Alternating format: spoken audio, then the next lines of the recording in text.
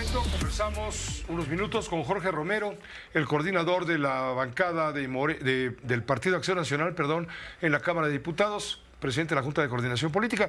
Y ahora queremos escuchar la versión de Morena a través de nada menos la ministra en retiro, Olga Sánchez Cordero, senadora de la República, presidenta de la Comisión de Justicia.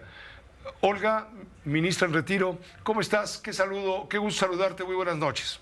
No sabes qué gusto me da, Pepe, saludarte a ti, a tu auditorio y a tu equipo de trabajo, que por cierto son muy amables. Bueno, así están educados, así estamos educados, ¿verdad? todos. Ajá. Bueno, Olga, vámonos con lo que yo le preguntaba a Jorge Romero hace un momento y te lo quiero preguntar textualmente a ti. ¿Está bien que el presidente acumule tanto poder, por ejemplo, con la ley de amnistía? Te platico. Mira, ya está el indulto en la Constitución. El indulto, como una atribución del presidente de la República, está desde hace 2 siglos en la Constitución de 1857. Ya estaba el indulto. La diferencia del indulto con esta amnistía es que el indulto, el presidente de la República puede indultar a sentenciados. Y aquí la diferencia es que esta adición al artículo, que es el artículo 9 de la ley de amnistía, busca que el Ejecutivo pueda otorgar dicho beneficio a personas procesadas y condenadas o imputadas inclusive, pero no es abierta esta atribución. Tiene varios candados, varias limitaciones. Por ejemplo, a estas personas procesadas o condenadas les puede otorgar la amnistía siempre y cuando aporten elementos comprobables que contribuyan obviamente a la verdad, sobre todo a la verdad histórica, que contribuyan a la procuración de justicia. Y aquí lo que se busca, contrario a lo que algunos interpretan o están manifestando, es el derecho a la verdad. El derecho a la verdad, que es precisamente el eje rector de esta reforma, porque tiene desde luego como fundamento también una impartición de justicia y además la reparación del daño dentro de actos delictivos de mayor escala, a aquellos que va a nacer objeto de la amnistía. Por ejemplo, lo que se pretende aquí es una especie de justicia transicional. Y esta especie de justicia transicional, pues como tú sabes, trae aparejada, pues obviamente verdad, justicia, reparación del daño y la no repetición. Entonces, esta amnistía está hecha precisamente para crímenes, ya sea perpetrados por el propio gobierno mexicano, por ejemplo, en el pasado, por ejemplo, la Guerra Sucia en los años 70, las masacres de pueblos por parte del crimen organizado, en los que el Estado fue omiso en responder. Y esto se puede relacionar con muchos casos en la historia reciente. Por ejemplo, en los casos de desaparición forzada, con Rosendo Radilla, te recuerdas que nosotros en la Corte estudiamos el caso de la sentencia de la Corte Interamericana de Rosendo Radilla, ¿no? También puede verse, por ejemplo, en los estudiantes de Ayotzinapa, por supuesto, o las masacres como la de Allende, que la masacre de Allende pues todavía está en el recuerdo de toda esa población que sufrieron lo indecible, o casos desde luego donde el Estado haya tenido una participación directa, como es el caso Atenco, donde pudo haber incluso violencia física, sexual, pudo haber tortura, en fin, este tipo de asuntos son los que contempla esta visión, no todos los delitos, o sea, está limitado precisamente a casos trascendentes.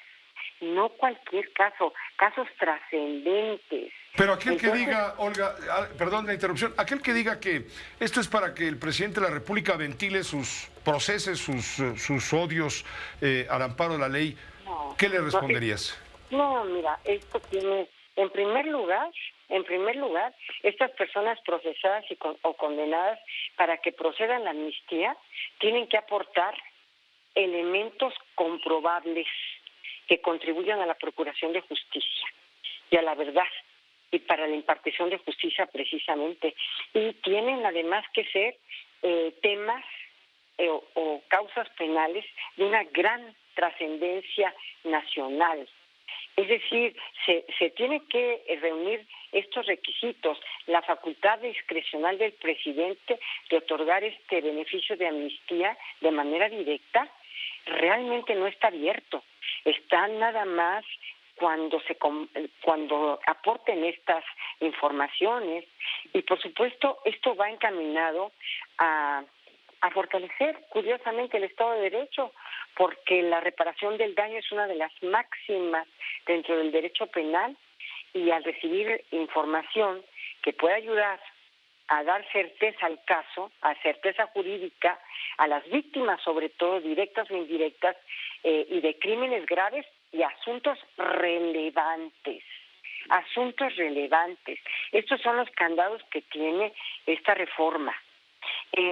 Yo en la Secretaría de Gobernación, como tú sabes, cuando fui secretaria, se expidió la ley de amnistía en el 2020 y contemplaba precisamente una creación de una comisión de amnistía y fue instalada en la Secretaría de Gobernación. Estaba integrada por la Secretaría de Gobernación, por la Secretaría de Seguridad y Protección Ciudadana, por el Instituto Nacional de las Mujeres, por la Secretaría de Bienestar y el Instituto Nacional de Pueblos Indígenas, si mal no recuerdo. Y esta comisión sí surtió muchos efectos.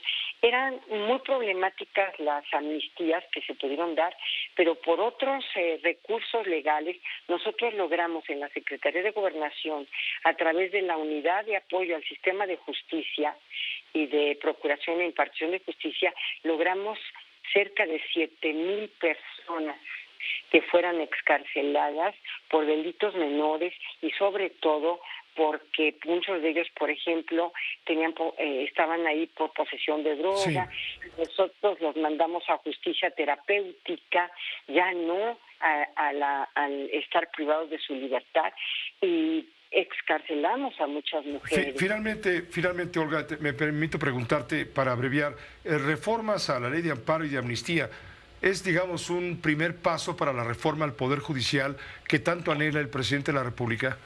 Pues mira, son temas distintos, porque la ley de amparo y la reforma que nosotros hicimos es conforme al artículo 103 y 107 de nuestra Constitución, porque tú sabes que las sentencias tienen un principio de relatividad.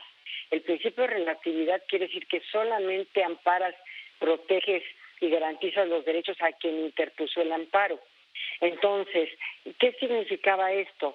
Significaba que algunos jueces, no ministros de la Corte, de facto estaban invalidando una ley, puesto que otorgaban una suspensión por tiempo indefinido de una ley general con efectos generales.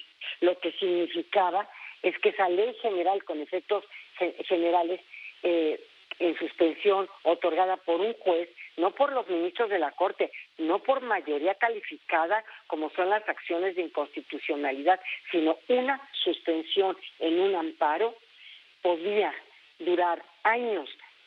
Es más, podía ser una suspensión transeccional o cuando cambiaran la conformación de los congresos o en fin, a largo plazo, y te dejaba la ley suspendida, no entraba en vigor ni se aplicaba. Olga Sánchez Cordero, te agradezco muchísimo el que hayas tomado el teléfono y nos hayas permitido comentar tu punto de vista, siempre respetable, valioso, con la perspectiva desde, digamos, la cuarta transformación como senadora que eres de Morena en este momento. Gracias por permitirnos escuchar esta voz también. Yo soy la que te lo agradezco mucho, de verdad, Pepe. Muchas gracias por darme esta oportunidad. Al contrario, Olga, gracias. Gusto en saludarte. Hasta pronto. La ministra en retiro, Olga Sánchez Cordero, senadora de la República, presidenta de la Comisión de Justicia. Ella es de Morena.